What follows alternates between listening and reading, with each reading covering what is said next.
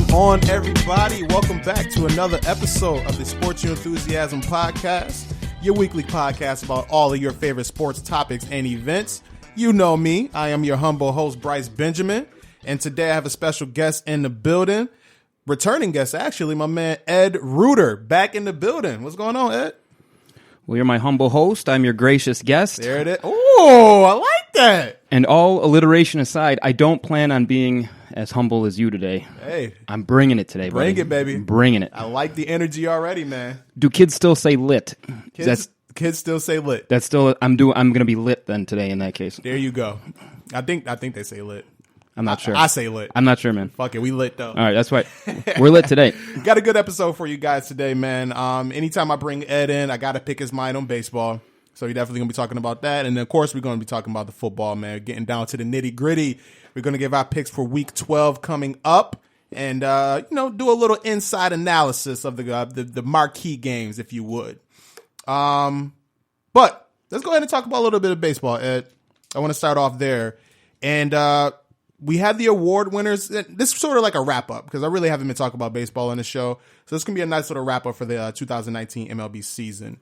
And I wanted to talk about the awards, the award winners. I wanted to get your thoughts on them, see if you agree with them, see, if you would have went elsewhere with some of the options there for you and whatnot. So I think, let's start off least to greatest maybe. I'm going to talk about, let's say, managers of the year first. Sounds good, man. Let's put the MLB season to bed, man. Let's do it. Let's do it. All right, so manager of the years in the American League, you're going to have to help me out with his name. His name is Rocco Baldelli. Rocco Baldelli, yeah. Rocco Baldelli, okay. And that is the skipper for the Twins. And the Twins had a crazy season. Like, they set the record for most home runs in a season, right? Yeah, I appreciate you reminding me that as an Indians fan. Yeah. Our big AL Central rivals there, I appreciate you bringing that up. But, yeah, they had a hell of a season. Man, you feel like that was a good choice there, Rocco? Yeah, I mean, the Twins, when you're a come-out-of-nowhere story, I think the manager always has a leg up in that kind of a race. One thing that I'll say, I think that Aaron Boone did a pretty good job with the Yankees managing a whole heck of a lot of injuries this year.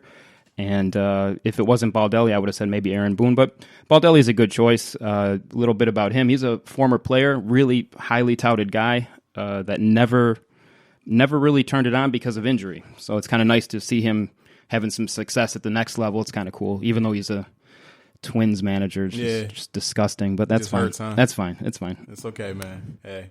And then in the NL, we had Mike Schilt. Yeah. Am I saying that right? I don't know. All right. That guy's the Schilt, though, for sure. He's the Schilt this year. That's for sure. This is the first one I disagree with, actually. Not that the Cardinals didn't have a good year, not that he's maybe not deserving of an award, but I just thought what Craig Counsell did with the Brewers down the stretch was unbelievable. Yeah, I mean, you lose your MVP candidate, and he just rallied that team. They got better and made an incredible playoff push. So I'm very surprised it didn't go to Craig Counsell there, but the other guy's the Schilt, so the other guy is gotta go with Schilt. it. All right, so let's move on to the rookies of the year. In the American League, we got Yordan Alvarez, rookie for the Houston Astros there. He had some crazy numbers, man. 87 games. The kid hit 27 home runs and has 78 RBIs while batting .313. That's impressive. I'm not much of a baseball guy, but I do know that those numbers are fucking impressive. Yeah, you put those numbers up, you're going to start winning some hardware. Right. With him, I think there was a period, if I'm not mistaken, where he was like through 20 games and had already hit like 12 home runs. So I think maybe the MLB started to figure him out a little bit towards the end. And if I recall, again, man, I had put the baseball season to bed a good month ago after the Indians fell out. But I remember him falling off in the playoffs as well. So it's cool to see him get a little hardware here. There wasn't a lot of competition, maybe Eloy Jimenez a little bit. But I think that we're going to see next year that this kid falls off. I've got a funny feeling. And then we got in the NL, I love this dude, man. The kid, Pete Alonso, he is just a fucking monster, man. The dude led the majors in home runs, outright, period. 53 home runs as a fucking rookie. Established a rookie all-time home run record, of course. Just fucking demolished the Mets record. Dude was just a beast. And won the Derby. Like, clear-cut winner. Like, any challenges there? No, not even close, right? Not even close. I think this was a runaway as far as that's concerned. I mean, you break the rookie record for home runs. Despite this little long ball era that we're in here, that we might see go away as the MLB changes back those Rawlings baseballs next year. But I mean, Fernando Tatis maybe a little bit before he got hurt. I think that he was kind of at least in the conversation, and then it was just over once he was hurt, and Alonso went on to hit 53. So. Guy's just lumberjack strong, man. He just goes up there, just looks like a bear. Yeah, he does, man. He's just like got his paws on the bat and just ripping, man. This guy's unbelievable. Yeah, he put on a show in the home run derby too. That battle between him and Vlad Jr. That was epic. Yeah, it was cool, man. Yeah, it was really cool. I was sad to see that kind of went on earlier in the derby. That would have been cool if that was the final, but. Right. But man, that's a moment. It was really cool. Both rookies and both hacking like that. Just awesome, man. The MLB is in good hands, man. I love that. For Cy Young winners in the AL, we have Verlander, the old man, getting it done. 21 wins, finished with an ERA of 2.58. What you think?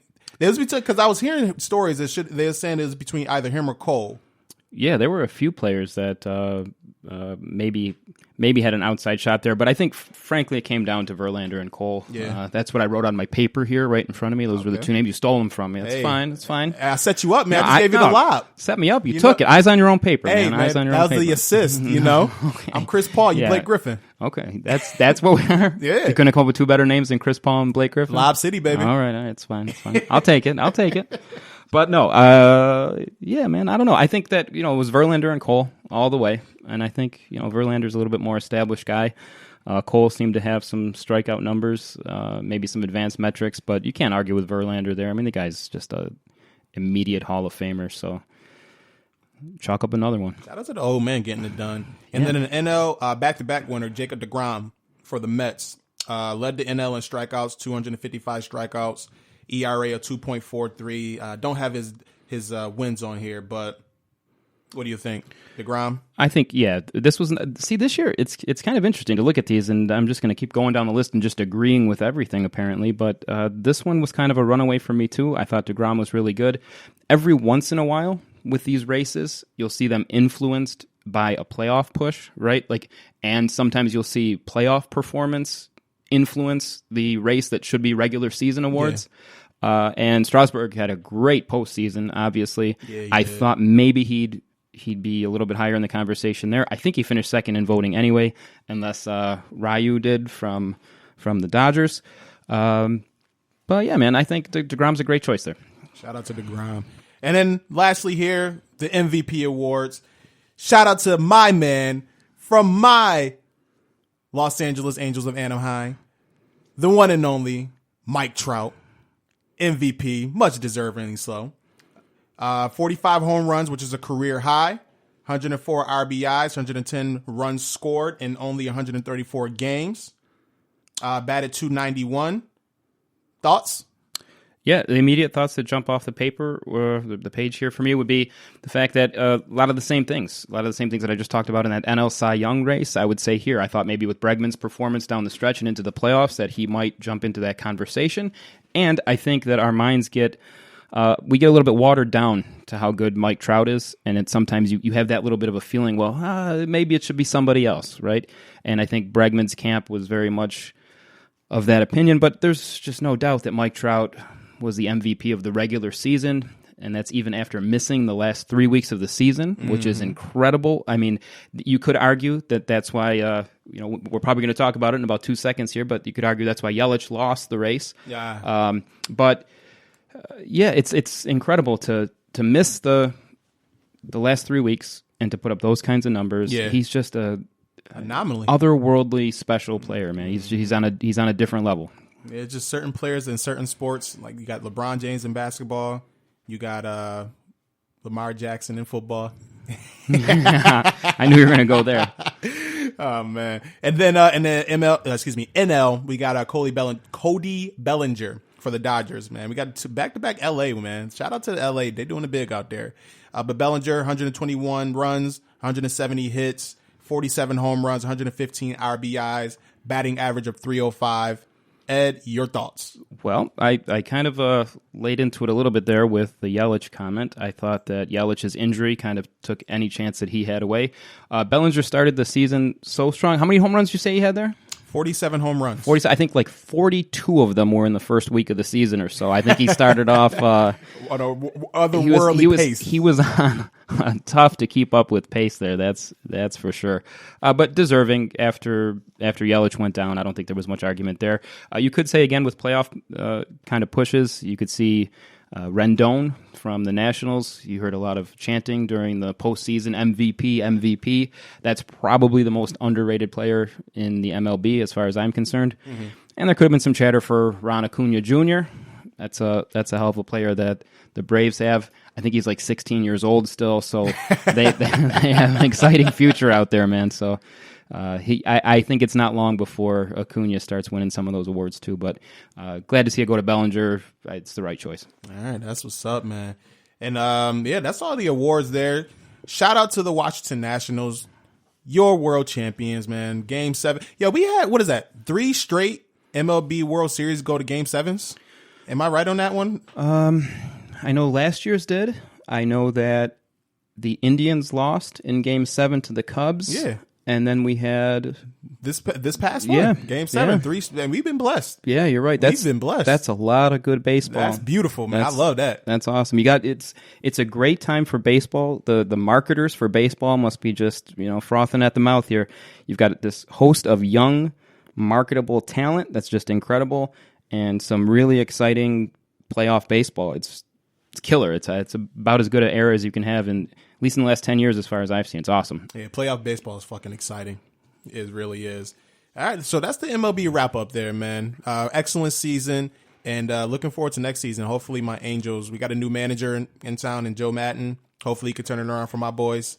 Yeah, that's, man, when I saw that they picked him up, I think I told you. The first thing I said, I came to work the next day, and I said, this guy's special. He's going to be awesome. So I'm looking for him to put the Los Angeles Lakers of Anaheim, the Los Angeles Angels of Anaheim, United States of America, wherever they're playing.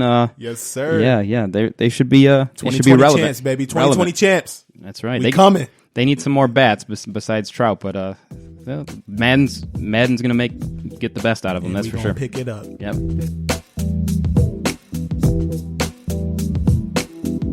All right, so let's go ahead and transition into some football, Ed. We getting down to the nitty gritty. We in week 12 of the NFL season. I said on the last recording, we kind of know the contenders. We kind of know the pretenders. And we got some really big games, really marquee games coming up in this week that has huge playoff implications. But I kind of figure I printed out the list here. We're just going to start from the top. We're just going to scroll through, give our thoughts on them, and then the games that are really marquee, we're going to give a little bit more in-depth analysis on that. Sounds good? Sounds good to me. I have a feeling there's going to be a couple here that we can scroll really quick through. That's a fact. So we might as well start off with the Thursday night game that obviously happened already between Indianapolis and Houston. Really good game. Shout out to the Houston Texans pulling that off. Shout out to Watson and shout out to Hopkins for bouncing back and pulling off this victory after taking an ass whooping by my Baltimore Ravens last week. They beat the Colts 20-17 in a very tight-knit game. Hopkins with 2 touchdown catches, one at the end of the game to pretty much seal it away for them. And, man, I enjoyed it. I caught bits and pieces of it. I didn't watch the full game, but I was able to catch the ending of it there. But it was an awesome game, man. Division rivalry. You can't ask for much more. Late November game, division rivalry, playoff implications on the line about it, man. And allow Houston to take the lead in the AFC South. Yeah, great game. My takeaway from it is that in the NFL in 2019, you need elite quarterback play.